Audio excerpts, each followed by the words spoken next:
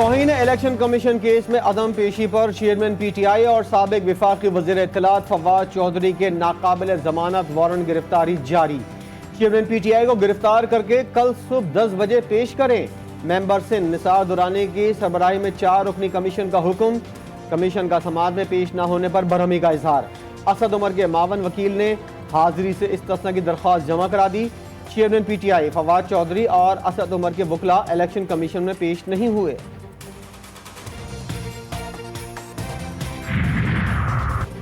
Supreme court نے chairman P T آئی کو 9 اگست تک ریلیف دے دیا۔ کوئٹہ وکیل قتل کیس میں چیئرمین پی ٹی آئی کو 9 اگست تک گرفتار نہ کرنے کا حکم۔ چیئرمین پی ٹی آئی کو شامل تفتیش کرنے کی بلوچستان حکومت کی درخواست مسترد۔ چیئرمین پی ٹی آئی نے ایف آئی آر سے نام نکالنے کی استدعا کر رکھی ہے۔ میڈیا نے ایسی باتیں چلائی ہیں جیسے کچھ نام پکے ہو گئے اور طے ہو گیا۔ یہ سب فیک نیوز ہے، کوئی ایسا اگریمنٹ نہیں ہوا ہے، کوئی ایسی بات نہیں ہوئی ہے کہ کسی کا نام ہماری طرف سے کم از کم فائنل ہو جائے۔ کوئی نام ہم سے شیئر نہیں ہوا ہے۔ نگراں وزیراعظم کے لیے اسحاق ڈار کا نام شیئر ہوا، نہ ہی اتفاق کیا۔ پیپلز پارٹی نے مشاورت کی تمام خبریں جھوٹی قرار دے دیں۔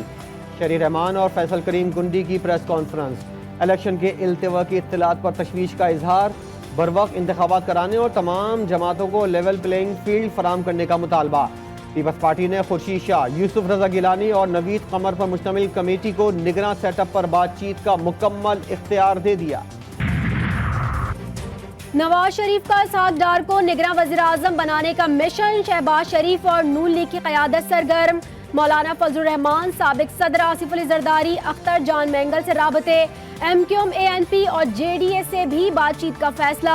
مولانا فضل الرحمان کا پی ٹی آئی کو سیاسی جماعت ماننے سے پھر انکار۔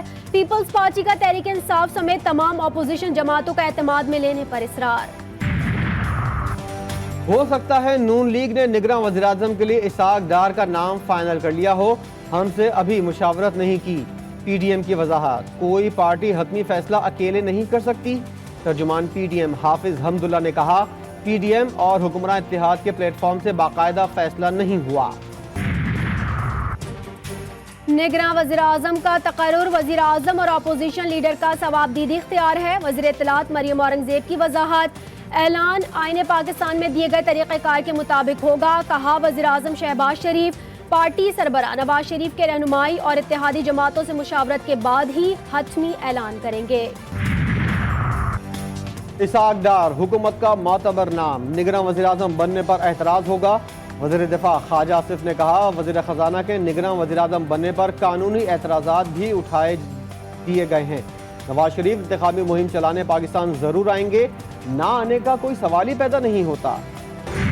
سائفر ایک حقیقت تھی، سائفر ایک حقیقت ہے، اور اس کو ملک کی سول اور ملٹری لیڈرشپ نے اس پر اتفاق کیا۔ آپ دیکھیں گے کہ اس پر ایک نہیں، اس پر 2 اجلاس بلائے گئے۔ سائفر ایک حقیقت تھی اور ہے، جس پر ملک کی سول اور فوجی قیادت نے اتفاق کیا۔ اس سائفر کی نوعیت یہ تھی، اس پر ایک نہیں 2 اجلاس بلائے گئے۔ پی ٹی آئی رہنما شاہ محمود قریشی کی گفتگو، بولے، کہا گیا دفتر خارجہ میں بیٹھ کر ایک ڈرامہ رچایا گیا۔ سائفر پر نیشنل سیکیورٹی کمیٹی کے اجلاس نہیں بلائے جاتے۔ اسد عمر اور شاہ محمود قریشی سائفر تحقیقات میں ایف آئی اے میں پیش۔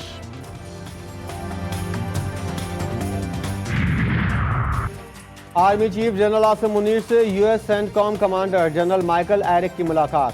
خطے کی سیکیورٹی صورتحال اور دفاعی تعاون پر تبادلہ خیال۔ آئی ایس پی آر کے مطابق ملاقات میں تمام شعبوں میں 2 طرفہ تعلقات کو مزید فروغ دینے پر اتفاق ہوا۔ بجلی کے نرخ آئی ایم ایف کی شرط پر بڑھائے، 200 یونٹ استعمال کرنے والوں پر کوئی اضافہ نہیں کیا۔ 31% گھریلو صارفین کو جزوی سبسڈی دی ہے۔ بجلی کی قیمت میں اضافے پر سختی سے کہا، غریبوں پر اس کا بوجھ پڑنے نہیں دوں گا۔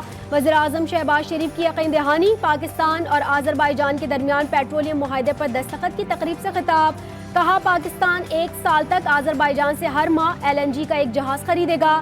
معاہدے کے تحت کارگو نہ لینے پر جرمانہ نہیں ہوگا۔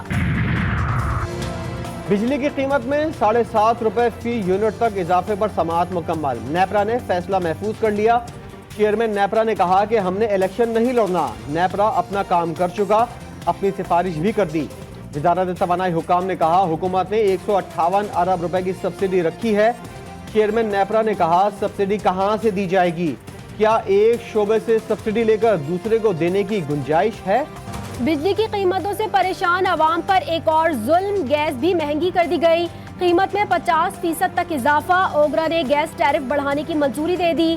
سوئی ناردرن کے صارفین کے لیے 50%، سوئی سدرن کے صارفین کے لیے 42% تک اضافے کی منظوری، اوگرا نے ریونیو ضروریات منظور کر کے حکومت کو بھجوا دی۔ اور ایک تبسم سے لشکر یزید کو شکست دینے والے 6 ماہ کے مجاہد کی عزاداری، مجالس عزا میں جھولے اور دودھ کی سبیلیں، امام حسین کے شہزادے علی اصغر کی یاد منانے کا انداز، جن کے خون ناحق کو امام حسین علیہ السلام نے میدان حشر میں پیش کرنے کا اعلان کیا تھا۔